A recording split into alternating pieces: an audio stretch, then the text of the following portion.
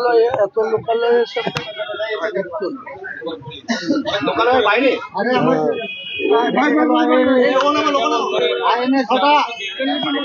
না না না, আমি এখানে একটা মাদ্রাসায় যাব। পরবর্তী জমি কোথায় সিলেকশন করতে চাইছেন? আমার জমি তো সিলেকশন হয়ে আছে ভাই 6 তারিখের। এই অ্যাডিশনাল আমাকে পোজ করেছিল, তাই আমি আজকে দেখতে এসেছিলাম। এটা আমার পছন্দ না লোকেশন, এত লোকালয়ে এসব প্রজেক্ট হয় না। তার কাছে এটা প্রশ্নই না।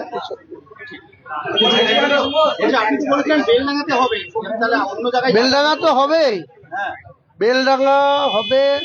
বেলডাঙ্গাতে করবো, এটা 12/12/2024 সালে ডিক্লেয়ার করেছে। তারপরে কোনো এক মহারাজ সাগর দিঘিতে 5 কাঠা জায়গার উপরে রাম মন্দিরের শিলান্যাস করেছে।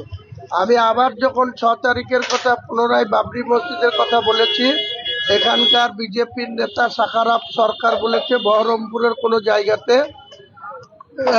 রাম মন্দির হবে।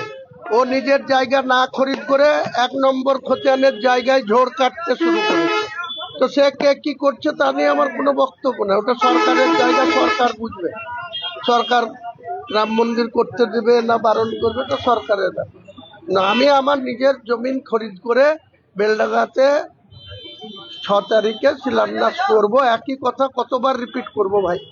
না তাহলে এখানে জায়গা দ্বিতীয় রাম বাবরি মসজিদের জন্য কিসের জন্য ও প্রপোজ করেছিল? আমি এসছি, আমার জায়গাই পছন্দ হয় না। আর এসব প্রশ্ন, সওয়াল প্রশ্নের কোনো জবাব আমি দেবো না। 6 তারিখে আপনি অনার রয়েছেন, 6 তারিখে হবে নিশ্চয়ই।